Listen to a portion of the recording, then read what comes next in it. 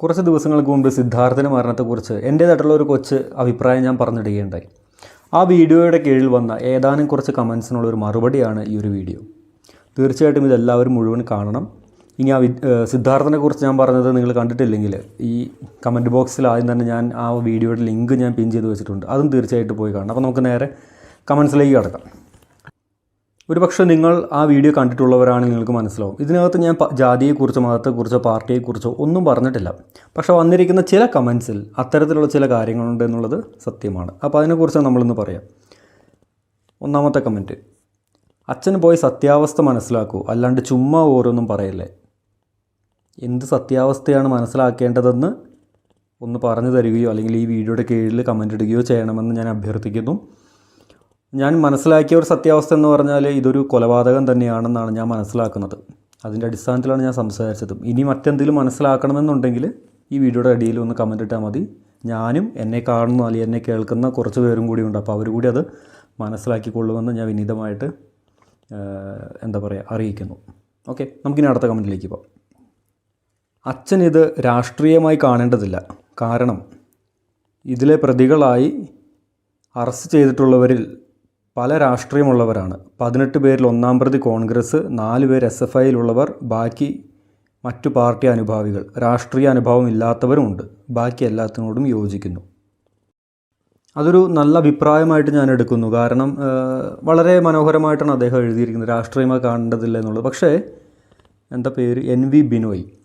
ഇതിനകത്ത് എവിടെയാണ് ഞാൻ രാഷ്ട്രീയം പറഞ്ഞതെന്നൊന്ന് പറയാമോ? ഏതെങ്കിലും രാഷ്ട്രീയ പാർട്ടികൾ ഞാൻ എടുത്ത് പറഞ്ഞിട്ടുണ്ടോ? കോൺഗ്രസ് എന്നോ SFI എന്നോ BJP എന്നോ എവിടെ ഞാൻ എടുത്ത് പറഞ്ഞിട്ടുണ്ടോ? എനിക്ക് തോന്നുന്നില്ല. അപ്പോൾ പിന്നെ ഈ ഒരു കമൻറ്റിൻ്റെ പ്രസക്തി എന്താണെന്നുള്ളത് ഒരു സംശയമാണ്. കാരണം ഇതിനകത്ത് പറഞ്ഞിട്ട് രാഷ്ട്രീയമായി കാണേണ്ടതില്ല എന്നാണ്. ഞാൻ രാഷ്ട്രീയമായി കണ്ടിട്ടില്ല. എന്നെ സംബന്ധിച്ചിടത്തോളം സിദ്ധാർത്ഥ് എന്ന് പറയുന്ന ആ ഒരു വ്യക്തിയുടെ മരണത്തെക്കുറിച്ചാണ് ഞാൻ പറഞ്ഞിട്ടുള്ളത്. അല്ലാതെ ഇതൊരു രാഷ്ട്രീയമായിട്ടുള്ള ഒരു മരണത്തെക്കുറിച്ച് ഞാൻ സംസാരിച്ചിട്ടില്ല. സംശയമുണ്ടെങ്കിൽ നിങ്ങൾക്ക് ആ വീഡിയോ എടുത്ത് ഒന്നുകൂടി കാണാവുന്നതാണ്.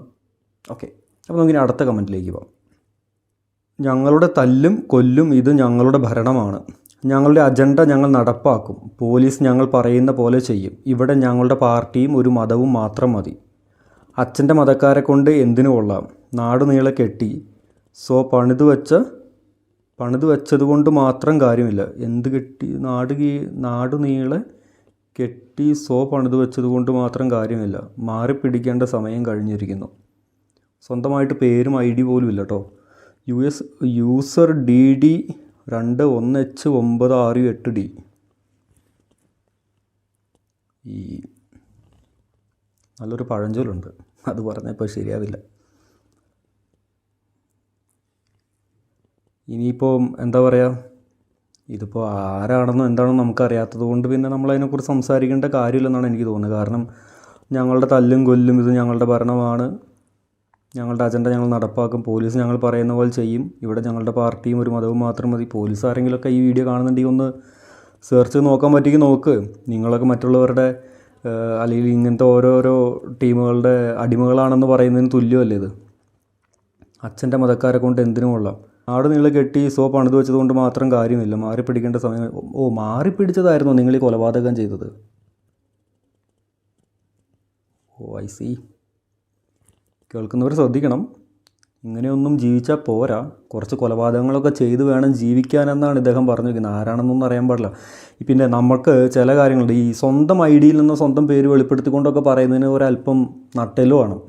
അല്ലാത്തവർക്കൊക്കെ ഇങ്ങനെ എന്തെങ്കിലുമൊക്കെ പേരും പറഞ്ഞുകൊണ്ടിരുന്നതിനകത്ത് വലിയ പ്രശ്നങ്ങളൊന്നുമില്ലല്ലോ. കാരണം ആരാണെന്ന് അറിയില്ല. ഈ പുകമറയിൽ തരുന്നതുകൊണ്ട് ഓരോന്ന് പറയാനായിട്ടൊക്കെ ആർക്കും എളുപ്പമാണ്. സോ അതിനോട് പ്രതികരിക്കേണ്ട കാര്യമില്ല.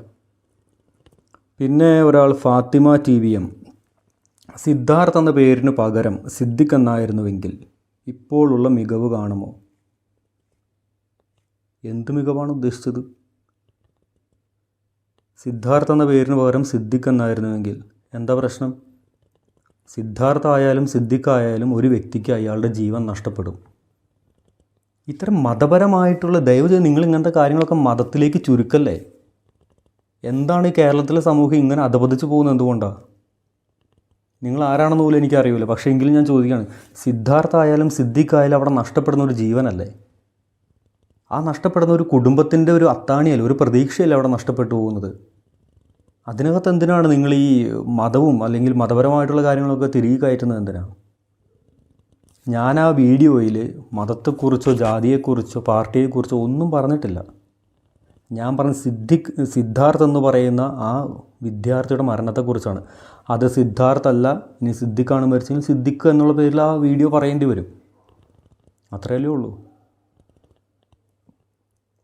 എന്തിനാണ് ഇതിനകത്തൊക്കെ മതത്തെ തിരികെ കയറ്റുന്നത്?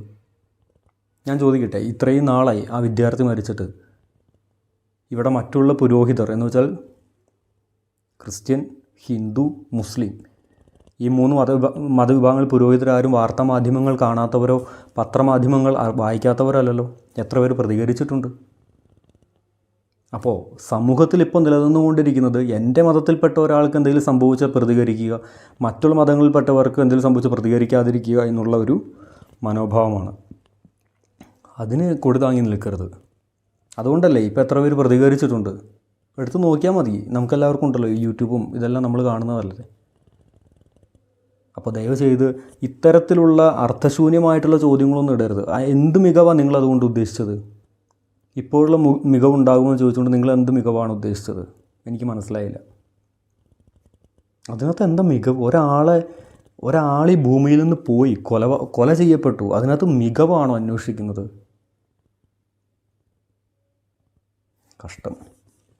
കഷ്ടമെന്നല്ലാതെ ഇതിനെന്ത് പറയും? ഒന്നും പറയാനില്ല. അപ്പോൾ ഇത്തരത്തിലുള്ള കുറച്ച് ചോദ്യങ്ങളൊക്കെ കണ്ടു കഴിഞ്ഞപ്പോൾ അതിനോട് എൻ്റേതായിട്ടുള്ള കുറച്ച് അഭിപ്രായങ്ങളോട് പറയണമെന്ന് തോന്നി. കാരണം നമ്മളൊരു വ്യവസ്ഥിതിയിൽ ജീവിക്കുമ്പോൾ എനിക്കുള്ള അതേ സ്വാതന്ത്ര്യം തന്നെ, എനിക്ക് ജീവിക്കാനുള്ള അതേ സ്വാതന്ത്ര്യം തന്നെ എൻ്റെ നേരെ ഓപ്പോസിറ്റ് നിൽക്കുന്ന ആൾക്കും ഉണ്ട്. അതൊന്ന് മനസ്സിലാക്കി ജീവിച്ചാൽ തീരാവുന്ന പ്രശ്നമേ ഉള്ളൂ. പക്ഷെ അത് കൊലപാതകങ്ങളുടെയും കാരണം. എന്നിട്ട് അതിനകത്ത് ജാതിയും മതവും പാർട്ടിയൊക്കെ തിരുകാനായിട്ട് വേറെ കുറേ പേര്. അവിടെ ഒന്നുമില്ലേലും ഈ സിദ്ധാർത്ഥ് എന്ന് പറയുന്ന വ്യക്തി ആരും ആയിക്കോട്ടെ, ഇനി സിദ്ധാർത്ഥല്ല, ഇത്രയും നാളുടെ കൊല ചെയ്യപ്പെട്ട ആരും ആയിക്കോട്ടെ, ആർക്കാണ് നഷ്ടപ്പെട്ടത്? ആ കുടുംബത്തിനല്ലേ നഷ്ടപ്പെട്ടത്? വേറെ ആർക്കെങ്കിലും ആണോ? അല്ല. ഇനിയും നോക്കിയോ, ഈ കൊലപാതകവും ഒരുപക്ഷെ ഇത്രയും നാൾ വിസ്മൃതിയിലാണ്ടുപോയ പല കൊലപാതകങ്ങളും ഒന്നായിട്ട് മാറാതിരുന്നാൽ അനുഗ്രഹം, അറ്റ്ലീസ്റ്റ് ഒരാൾക്കെങ്കിലും നീതി ലഭിക്കും. ഓക്കെ, അപ്പോൾ ഇനിയും കുറച്ച് കമൻസ് ഉണ്ട്.